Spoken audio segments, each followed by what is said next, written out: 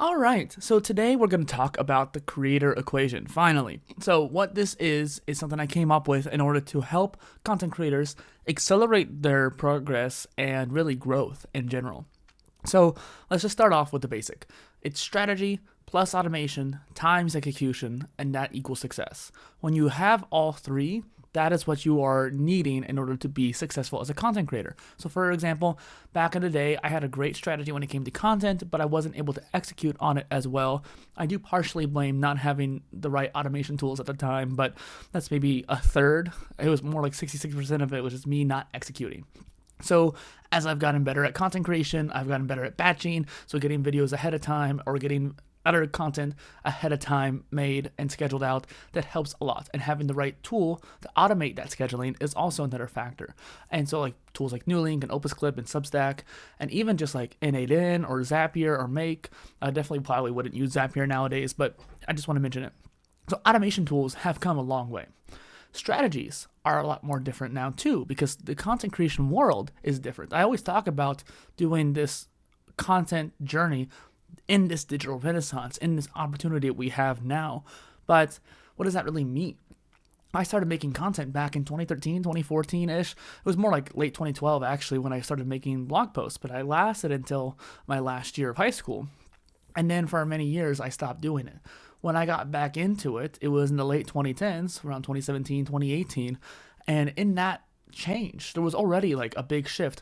It was social media 2.0 versus the 3.0 kind of thing. And YouTube had multiple waves at that point. Podcasting had a few different waves at that point. And blogging had over a dozen different waves. And I mean waves as in like growth waves. So they always talk about having the first mover advantage. Well, it's not always like the first person on the platform. There are these waves that each platform or each content type will end up having. And if you can jump on that wave, then you can grow with the platform. So I joined TikTok back in 2018. It had a big jump in 2019. And then when everyone was stuck at home in 2020, it had another wave. And these waves aren't always a year apart, but it just happened to be in that case. But then the next wave didn't really happen until like 2022, 2023. So it's interesting to think about if you could have the right execution during that wave, let alone having the right automation tools actually have you do it. And depending on the wave, depending on the content type, depending on your output or your niche, there's so many factors, your strategy is going to change. I'm giving a very basic strategy across the board with this Substack and YouTube channel, but it's more about you might have to change it based on what your niche is. So I want you to get to a certain level of output. I want to get you to a certain number of reps. I don't care how long it takes you to get there. For your niche, it might be more worthwhile for you to take a whole year to get to 100 reps. But for some niches, especially ones that are more quicker paced, you might need to get it done as little as 2 months. I think that usually I tell people don't do anything less than 3 months, but in reality, it's up to you. I'm not going to tell you not to post 3 times a day if that's what you want to do. That's on you. But your strategy is very important. So this first episode is just really, why is the creator equation important? And that is what I wanted to explain today. When you are creating content, you have to have the right strategy. Even if it's something very minimal, not even something that's super complex or out there, outrageous, just something that consistently come out with a certain post and market it with micro content, repurpose it if you have to, and automate part of it as much as you can. And that strategy has to be catered to whatever wave you're on right now, what kind of content type you're making, and that sort of thing. After that, once you have understood what your strategy is and you're able to process what you need to do as the content creator from your angle, then you can look for tools to help make that strategy occur more easily. So I always talk about how on Substack you can do videos, but then that video would automatically get posted to YouTube. And then that video would also get automatically cut into a podcast. So that's an automation that I've been really fascinated by in the last month or so, because I didn't quite realize just how much potential that automation could have for a lot of people around the world. And I just really wanted to push that for other people to understand. And then if you combine that with things like Nuelink and other social media management tools, although most of them don't have as good automations as Nuelink, you can have that automation of like, okay, every time I make a new video, it'll automatically post across all these different platforms. And then when you use tools like Opus Clip or even just clips from Substack itself, you can post the clips across TikTok, Shorts, Reels, Pinterest, LinkedIn, Blue Sky, etc. And so having that automation aspect is really crucial, especially if you're producing a large amount of content, which is what I try to encourage a lot of you to do. Next is the execution factor, and that's the X factor that you are in control of. You can't necessarily control the strategy. You have to just basically learn or get told or establish a strategy based on the criteria that I mentioned earlier. Automation tools you're at the whim of the company that made the tool, right?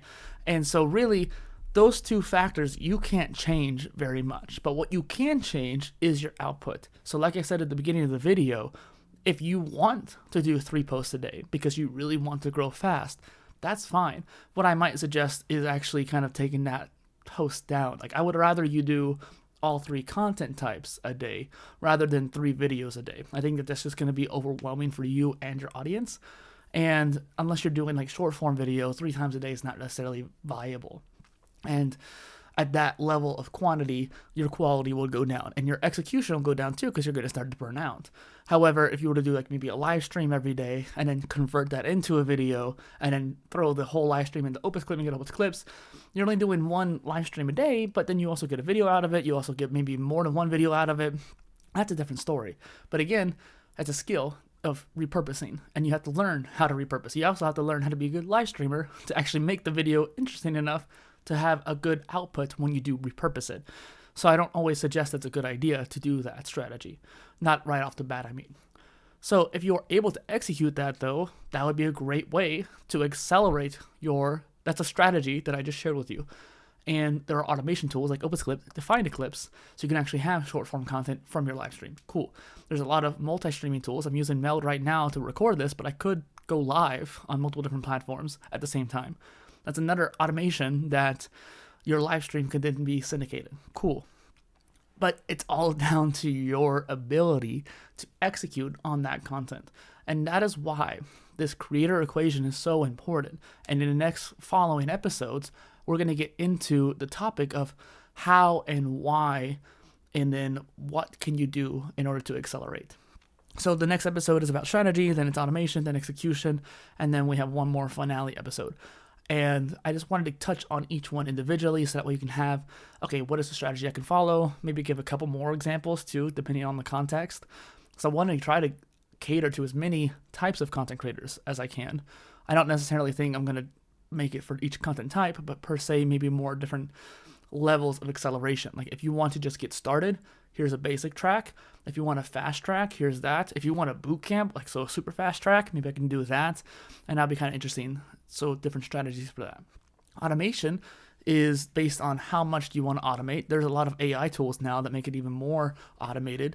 I don't particularly like making my content with AI, but some people might want to do that, especially if they don't have the ability to make videos, for example. I have a post coming out, actually probably already came out by the time this recording goes out, but I have a post that's literally about people in maybe third world countries who can't make videos because they can't upload the videos because the internet access is too slow. And so using text-to-video generators might actually be very viable for them. And so there's automation tools in that regard that might be really helpful for certain creators. And then you finally have the execution factor, and I can kind of get into productivity and knowledge management, and those topics I think will be really helpful for that episode. If you have any questions, comments, or concerns, please leave a comment down below because I'm really curious to see what you think about this creator equation. Thank you.